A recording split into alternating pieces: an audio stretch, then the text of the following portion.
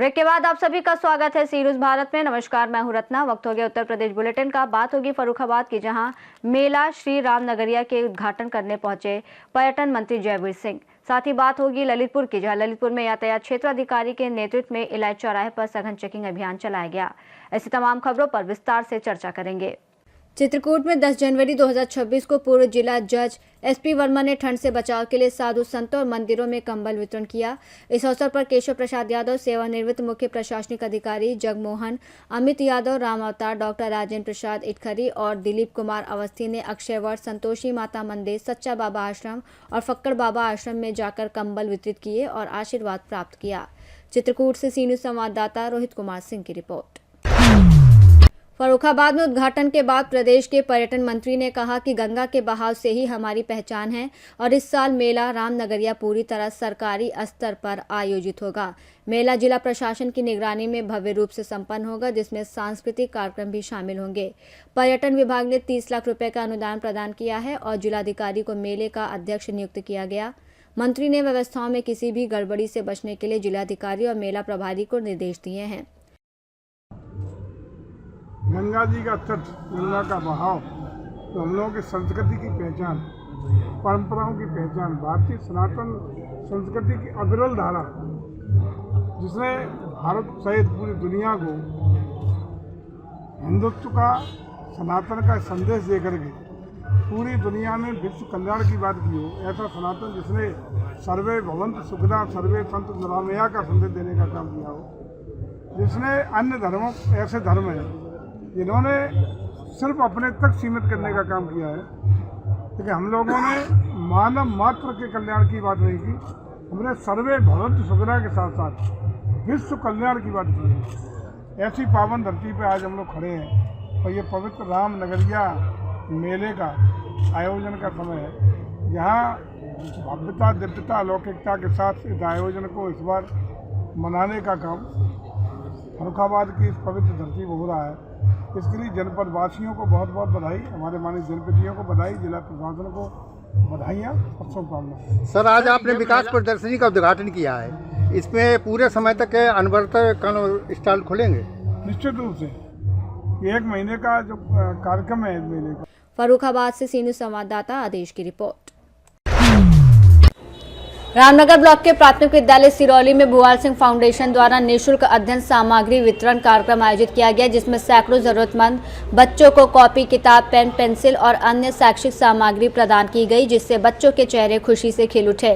Foundation के volunteer प्रगत तिवारी ने बताया कि भुवाल सिंह फाउंडेशन प्रदेश भर में शिक्षा, स्वास्थ्य और सामाजिक सेवा के क्षेत्र में लगातार निःशुल्क कार्य कर रही है और इस कार्यक्रम में बच्चों के लिए जलपान की भी व्यवस्था की गई।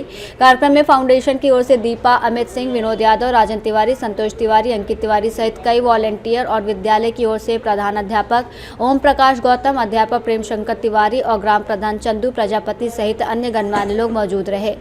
सभी अतिथियों ने फाउंडेशन के इस सराहनीय प्रयास की प्रशंसा करते हुए बच्चों के उज्जवल भविष्य की कामना की। और आप आज सिरौली प्राइमरी स्कूल पे सैकड़ों बच्चों को अध्ययन सामग्री वितरण किए हैं, अपने फाउंडेशन के बारे में बताएं। मेरा नाम प्रगत तिवारी है और मैं इस फाउंडेशन में वॉलेंटियर के रूप से अधिकृत हूँ अभी। और हमारा ये फाउंडेशन श्री भुवाल सिंह फाउंडेशन, ये स्वर्गीय श्री भुवाल सिंह के कार्यों को आगे बढ़ाते हुए उनकी पौत्र वधू श्रीमती दीपा अमित सिंह ने इस फाउंडेशन का निर्माण किया है। और इस फाउंडेशन के अंतर्गत हम लोग बुजुर्गों को मेडिकल सेवाएं उपलब्ध कराते हैं निःशुल्क रूप से, और छात्रों को, जो दबे तबके के छात्र हैं, जो आर्थिक रूप से असमर्थ हैं लेकिन उनकी योग्यता है कि वो आगे पढ़ सके, आगे बढ़ सके, वैसे छात्रों को हम लोग शिक्षा सामग्री एवं शिक्षा संसाधन उपलब्ध कराते हैं। क्या आपने सिर्फ जनपद जौनपुर के सिरौली ही ग्राम सभा में अपने सेवा फाउंडेशन ट्रस्ट की तरफ से ये कार्य किया है कि या अन्य प्रदेशों में भी आपने ये कार्य किया है? जी, हमारा फाउंडेशन जो है वो पूरे भारत भर में कार्य करता है। अभी प्राथमिक रूप से हम लोग महाराष्ट्र के मुंबई रीजन में काम ज़्यादा करते हैं और अभी उत्तर प्रदेश में हम जनपद जौनपुर और वाराणसी में हमारा काम चल रहा है।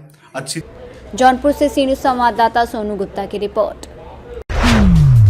कौशाम्बी के सैनी थाना अंतर्गत जफरपुर के दलित युवक बबलू कुमार जो पैसे कमाने के लिए सऊदी अरब गया था, वहां 2 साल काम करने के बाद अपने मालिक द्वारा चोरी के झूठे आरोप में जेल में डाल दिया गया। 12 महीने की सजा पूरी होने के बावजूद उसे रिहा नहीं किया गया, जिससे उसके परिवार की आर्थिक और मानसिक स्थिति गंभीर हो गई है। पत्नी ने प्रधानमंत्री नरेंद्र मोदी, मुख्यमंत्री योगी आदित्यनाथ और विदेश मंत्रालय से अपील की है कि बबलू कुमार को किसी भी माध्यम से भारत बुलाया जाए। बताइए क्या प्रॉब्लम है आपके? दिक्कत यही है कि मतलब 1.5 साल से सऊदी में बंद है। 1 साल की सजा रही, सजा भी पूरी हो गया और छोड़त नहीं लगा। फिर मतलब चोरी लगा है, चोरी के इल्जाम है, कागज सगल भी दिए हुए हैं, सुनाई भी नहीं, केस के पास कुछ नहीं। कितना टाइम हो गया कागज पहुँचाए? 1 महीना कुछ सुनवाई नहीं हुई है? नहीं, कोई वहाँ से अभी खबर नहीं आई। और कितने बच्चे हैं इनके? 2, 1 लड़की 1 लड़का। पति का नाम क्या है आपके? बबलू। बबलू कुमार। चलिए। और कौशाम्बी से सी न्यूज़ संवाददाता एफ वसीम गाजी की रिपोर्ट।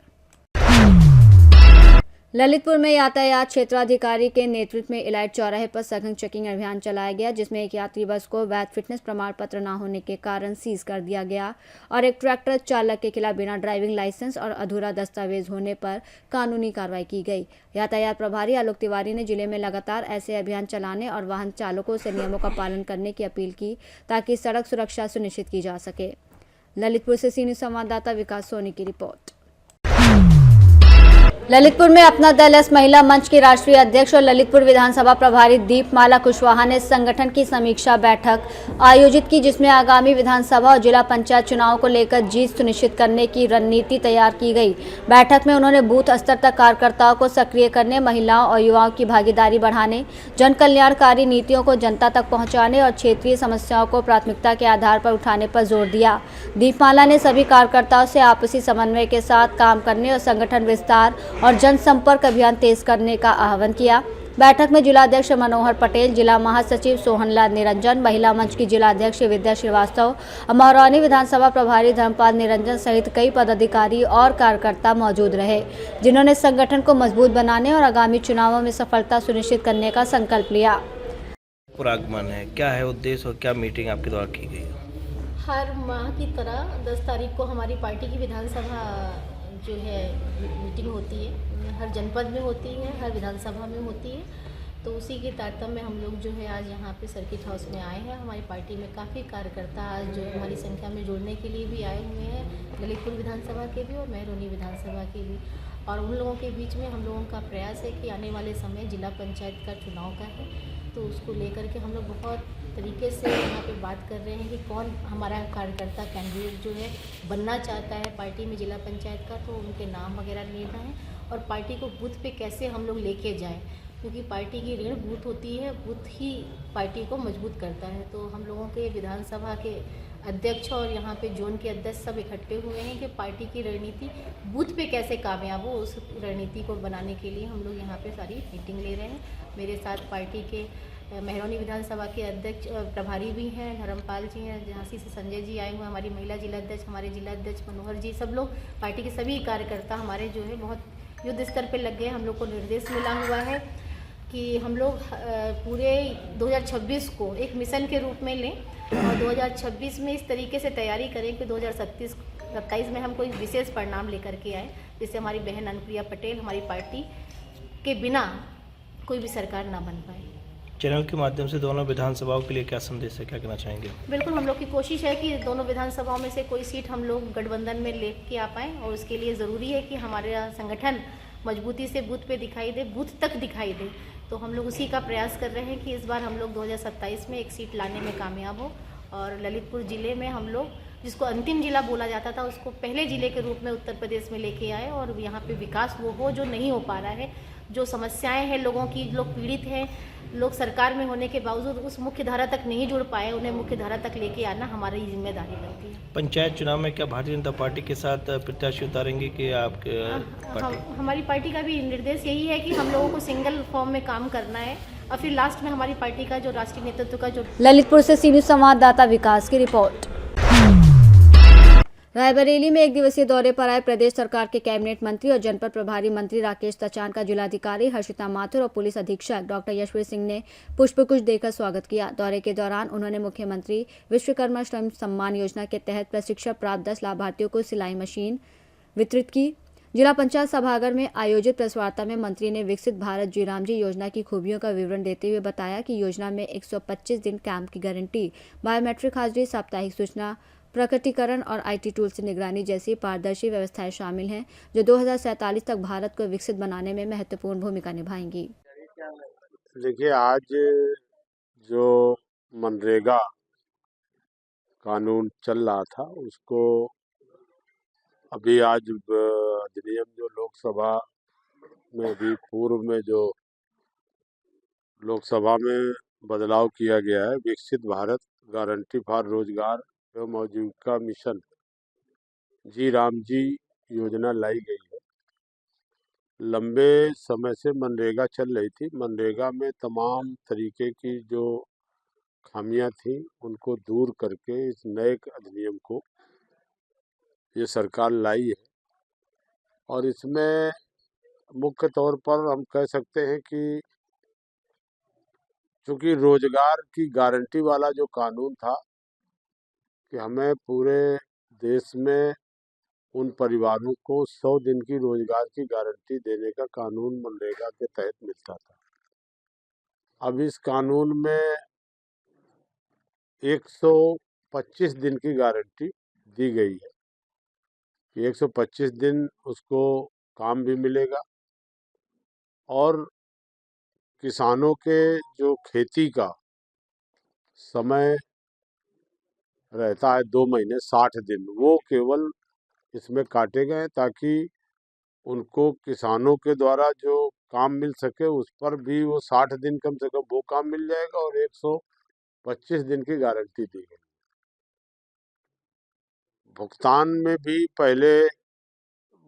में भी काफ़ी दिक्कतें होती थी लोगों को। अभी भी हम समीक्षा बैठक करके आए हैं, तमाम तरह की जांच और भुगतान ब्लॉक गांव अभी भी बहुत सारे लंबित। हमने निर्देश दिए कि मार्च तक वो सारे के सारे जीरो कर दिए जाएं, तो उसमें भी दिक्कतें। रायबरेली से सीनियर संवाददाता मृदुलेश त्रिपाठी की रिपोर्ट। बुलेटिन में फिलहाल इतना ही। देश और दुनिया की तमाम बड़ी खबरों के लिए आप देखते रहिए सी न्यूज़ भारत।